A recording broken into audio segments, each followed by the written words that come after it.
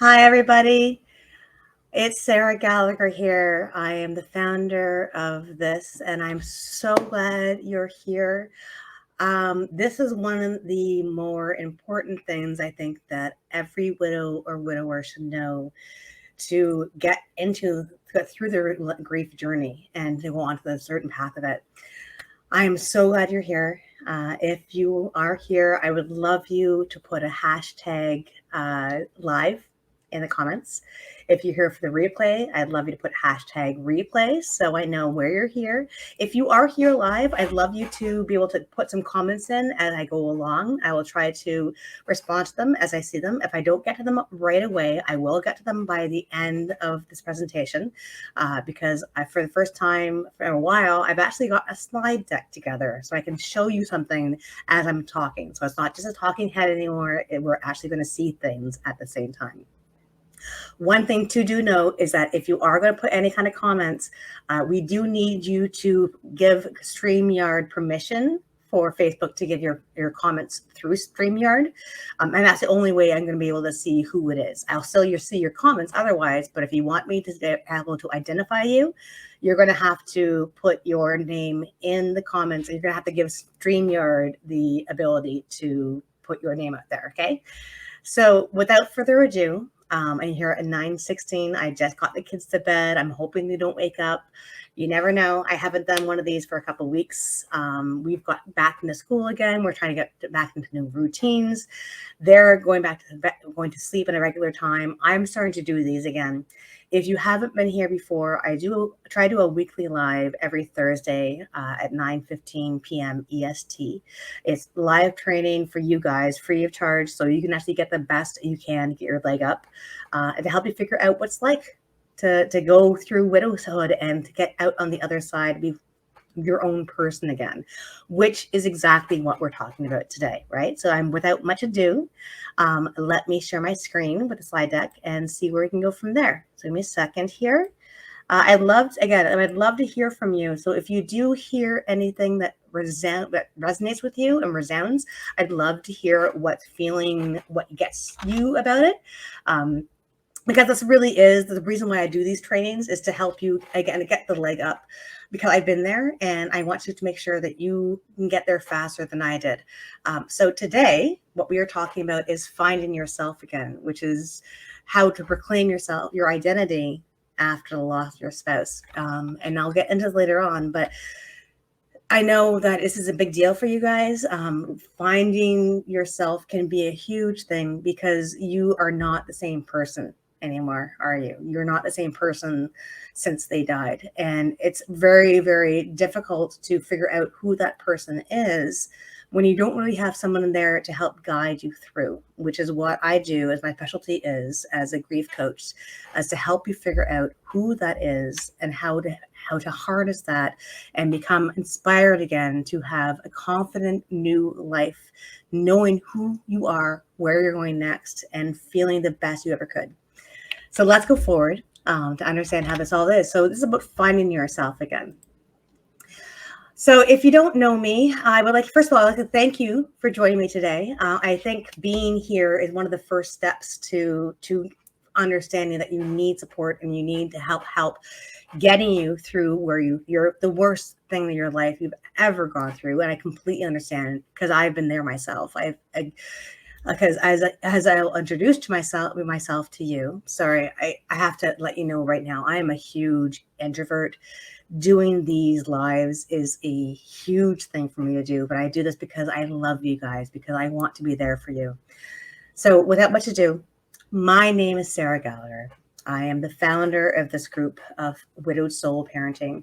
I am the owner of The Days Are Full Grief Coaching. I started doing this 4 years into my widowdom when I realized that I could be here for other people. I am 8 years a widow. My husband died on April 26th of 2014. And he will always be with me, always. And I still mourn him always, because that's what love is, right? And much you love, that's where grief is. But eventually it'll go from the mourning to just here. I'm talking too much. Okay, 8 years a widow. I am a mother to 2 young kids. This is an older picture of them. They're much older now. The older one here, Tristan, he's now 10. He's in grade 6. And my daughter is now 6. Sorry, my older one's 10. My younger one is 6. So I'm a little rusty. I haven't done this for some time. I am a former project manager. I've been a project manager for over 20 years. And when I turned into a grief coach is because it was 4 years into my widowdom when I realized I had to figure out how to help other widows get the life back of themselves and that spirit and the inspiration back when they need to. And if you want to hear more about that story, I'd love to tell it, but this isn't the time. But for now, this is about you. And this is how we can get you started. So the first thing I want you to know is that you're not alone. Right? This is something I know it feels so unbelievably hard and so unbelievably like you're in solitude, that no one gets what you're going through. And I completely understand that, because when I was unexpectedly widowed at 37, there wasn't any support for me. And one of the reasons I did this group and why I am doing grief coaching is to let you know that you are not alone, that other people have walked this journey. There are people who are walking this journey with you. That's why we're all here. And that's why I let you know that you are not alone. You don't have to do this alone. We get you. Okay. Let's dive into it. I want you to first understand that I don't want you to give up. I know that this is the worst thing that could ever happen to you, like ever happen. When I'm talking about bad, this is not just bad. This is like the worst thing. And it could be very, very, very easy to wallow in it, to kind of come into it and just sit there in your grief.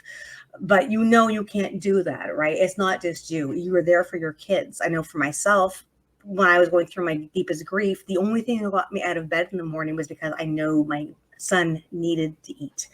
I knew that later on, I was pregnant and I had to make sure that I ate and I slept and I bathed and I made sure that this little one inside me was growing and that both of them would have a wonderful life. That was my purpose. And I'm sure it's probably your purpose for a few of you as well. And I want you to know that you can't give up. I know you want to sometimes, but you can't. You have to look forward to what lies ahead of you in your life. And you need to focus on the lessons you learned from your experiences. And we'll get into this later on. But just know that everything that you've done in your life at this point has prepared you for where you're going next. And it can be actually scary, but really possible too, because the opportunities there are fantastic. So you're a different person now, right? You have different needs now than you did then. You had certain things that were taken care of by your spouse that you don't have anymore. And right now, I know your life feels like you're full of challenges and you have high demands, but it doesn't mean that that you can't start looking forward to your future. And it's time to focus on your new needs. There is so much going for you. There is so much that you need to know that is so important to you. What you need to figure out now is where exactly you want to go, what needs you have, which are going to be completely different than they were before. So you got to figure out what those are, and that can be tricky. So you got to kind of figure out where you're living, where you are now, what you need to go forward. And even though I know it feels like this can't ever happen, this can't ever go on, you need to focus on your new needs. You need to figure out what you need to grow inside you, and you have to nurture that. I know it's going to be very tough right now because all you can think about is the death, but there's more than that, right? Their lifetime has died, but you have more life in you. You have more of a journey. So now you got to figure out what your new needs are and how to go forward on that. Finding your sense of self can be a process of rediscovering, and I said that twice down here. Sorry about that. It's rediscovery and reimagining yourself. And it's not just finding the old you again, but it's also finding a new one. And that's something that's really important, right? I mean, you're not just mourning your loved one. You're mourning yourself because you're mourning the past life that you used to be. You're mourning the fact that you can't go back to that. But there is a new you in you. There is this wonderful phoenix inside you that's going to push forward, and finding yourself again takes work. It takes understanding, but it also takes faith in yourself. You have to know that you will find that new self in you. You need to focus on your lessons learned. Now, I know that I'm going to drink first. I'm going to drink.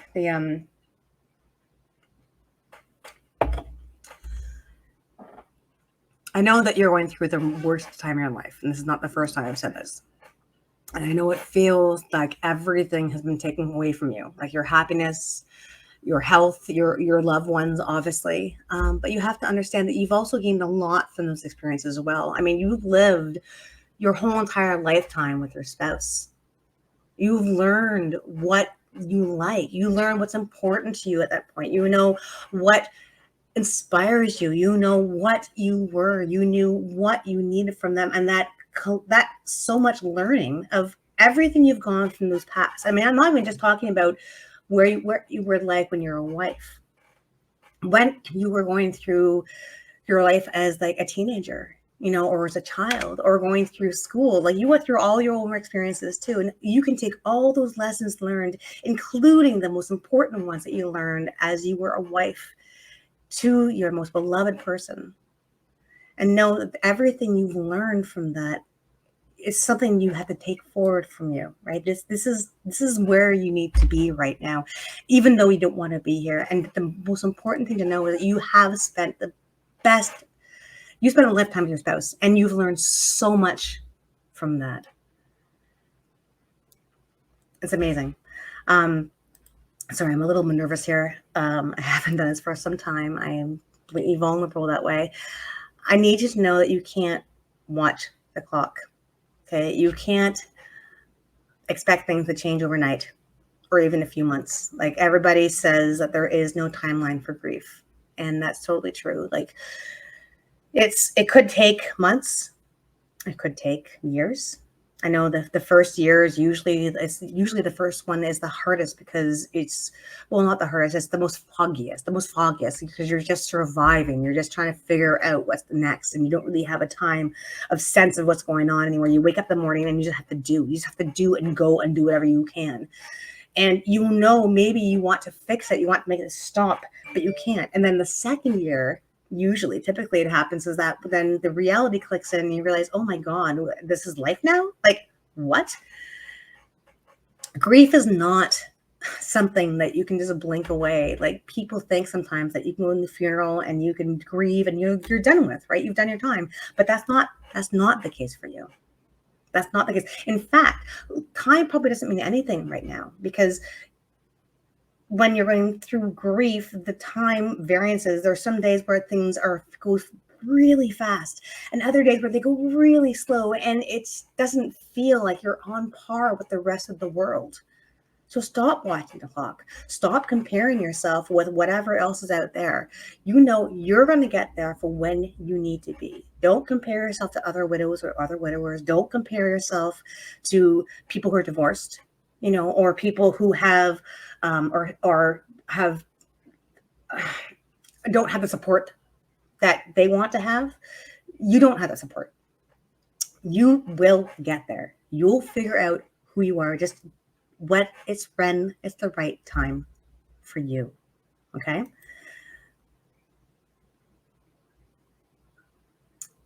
You need to learn to say no. Now, I know this is very hard because, especially as being a solo parent, you want to make sure that you're doing everything for your children. You want to make sure that you're participating in life again, and you're trying to participate with your friends, and they're asking you to come out to do things, and they want you to do this, or your kids want you to do that, or whatever. But you have to know that even if you're in your deepest grief, you need to learn to say no. You need to learn to find yourself again, because you need to understand how to redefine what you can and cannot give. Think of it this way. You only have so much bandwidth. That's a very technical term, right? You only have so much. How many spoons? Somebody says that I only have so many spoons. Let's take that concept. Let's say that your equivalent to your energy and your capacity to give is, let's say, like 10 spoons. Right? That's your bandwidth. If you give out all your spoons, whenever anybody asks you for help, whenever anybody asks you to do something for them, whenever your kids say, hey, mom, I can't do this, you need to know your barriers of what you can or cannot say no to. But you need to do that because you need to understand what is good for you. You cannot keep giving and giving and giving. You need to fill your cup, especially since you're the only person who can refill it right now, unless you have support. But we'll get into that later. You need to understand that your life has changed tremendously. You're going to find that when you go back to your family life again, and obviously you're just your single parent, you're a solo parent now, and now your family life has changed dramatically. Like what you can and can't do has changed because it's now just you. Your friends list, that's changed too. Like who's here to support you? Who's taken off on you? Who's here and not here? Who are your next friends that you can trust with? That boundary changes too. Work, you're going to feel like maybe it's something that you can put your all into because it's so far away from your personal life that you can. Maybe you can't. Maybe you need that time to yourself to just say, you know what, I can't do this right now. I need a break. I need something less stressful. Or maybe it is because you have to make sure that you are working, obviously, but know that if you can go to your boss and you're saying, you have to be realistic with them too. Like you don't want to overpromise, right? You want to make sure that you are okay and that your job's okay. So you have to understand your boundaries there too, because those have changed now because it is just you. Picking them up after school, getting them to school afterwards. Like if you're a couple of minutes late, your boss doesn't understand. It's because you're the only person taking care of them. And eventually you're going to have to figure out those boundaries and love too. And I promise you will love again. But you're going to figure out the boundaries. Like what do you want from love? Do you want someone completely different than your husband? Maybe. Do you want somebody that's similar to your husband? Maybe. Maybe your self-discovery means that you've decided you want something completely different with love. Like what if you decide that you want to be with a girl? What if you decide that you don't want to be with anybody? You're happy with yourself. What if you decide that you just want to be casual for a bit? What if you decide that you're okay with love, but you don't want the kids to know? What if you're okay with the kids knowing? This all changes and evolves depending on what you need and who you are, right? And nobody else can tell you that but you. How to get there, how to figure that out, maybe you need support. You got to find your new passions. So I know that when you were with your husband or your wife, you knew yourself. You knew what you were passionate about. You knew what when you went out and made yourself happy, and really stretching yourself after you've lost your husband or your wife and you're in your grieving and you're trying to figure out yourself. You have to stretch yourself, which means you have to learn and you have to grow. You have to figure out what are those new passions. What is something that you really are passionate about? Where do you need to figure out what skills you are lacking that you need to develop? What learning do you need? Maybe you realize that you were not the one taking care of the purse strings, so you have to figure out the financial things, the bookkeeping things. Maybe you decide that you were not the best, you weren't the person there for your kids. You were the one at the work and your husband or your wife was the one playing with them. Maybe that's something you wanted to do, or maybe that's something you got to figure out on your own about what passions you have that drive you to be who the person you are now. This is going to be tricky sometimes because the idea of stepping into those new skills and those new ideas of growing, maybe you feel that you're going to forget them. Maybe you're going to feel that you're going to lose them by stepping into yourself. And I promise you, that's not going to happen. If anything, they're there cheering you on. Okay. So within all of this, know that they're there for you. We need you to be true to yourself more now than ever. And why? Because you are the only person here right now, because you have learned that life is such a gift, that you only have a lifetime, and to sit there and dither away and be so scared that you can't do the opportunities you wanted to do, that you can't go on the trips you want to do, to leave that job you didn't ever want. Do the opportunities, do that thing you always wanted to do, but you were too scared for. Do that. Be true to yourself. Know what you can do now. And even though it's scary, that's okay, because you're leaning into yourself and you're taking life by the horns, which I know your spouse would want you to do. And life is too short to stop now.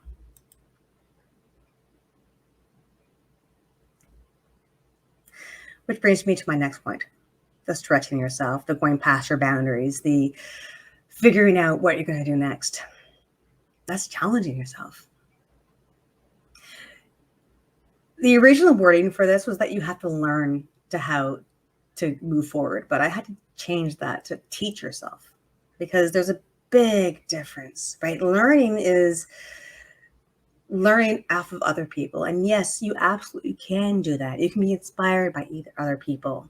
You can look at them and go, oh, I want to do that. But really, what it comes down to is that you have to teach yourself that it's okay to move forward. It's okay to figure out what you want to do next. It's okay to be scared. And even if you do feel like you're going to give up on yourself, even though you feel something that's just too much with all the overwhelm, you got to keep pushing. And you know that. I mean, how many times have you heard, oh, you're so strong? And you thought, oh, yeah, I have to, because what other choice do I have? Flip that.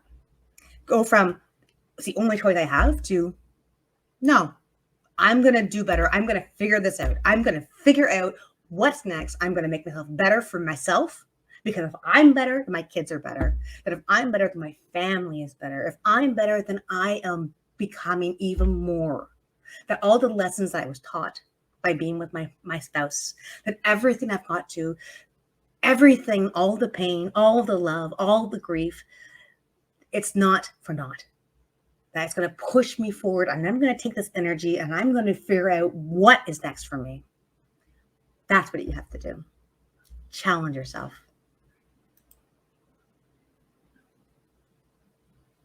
And this is a little bit of a mission. I'm a bit of a Batman fan. I really, even as a kid, loved the idea of Batman. Not particularly him, actually. Completely confessional. Like, here I am being vulnerable. I loved Harley. I thought she was amazing. The crazy in love person. And I also loved the Poison Ivy. She's the one who was like the woman, whoa, strong and everything. And I love them. But I love the idea of Batman too, because here is somebody who is he's at a very young age. He's lost his parents. And he pushed through. And he became a hero. And this is one of my favorite quotes. This came from Batman Begins. It's a trilogy by, I think it was Christopher Nolan, who's a fantastic director. And I love this series. And I love this because it was first said to him by his father, and it was echoed to him by his butler years later when he grew up. And the idea was like, the quote is, "Why do we fall, sir? So we can learn to pick ourselves up." You've gone through the most tragic thing possible. And I promise you that if you stick to this and you learn and you follow this framework, you will get to figure out who you are again. And you're going to pick yourself up and you're going to be the most glorious person you've ever been. Okay? Because no one who's gone through this hardship would be less. If anything, you're going to be more. And hopefully, like, you're going to be like me and you're going to be able to give back to the community again. I mean, the people I work with, like the widows that I work with, eventually they become into themselves. And you know what they want to do? And I think this is glorious. Every widow I've worked with and they found themselves again, they want to work with me to help other widows pick themselves up. Because they know what's been there. And they're warriors. And you can be warriors too. Okay? Your best self is just ahead. There is a wonderful, fantastic, brilliant, brilliant person inside you. I know maybe you don't feel that way. Maybe you feel scared because you haven't done this before, because maybe you don't know what next step to take. It's all there.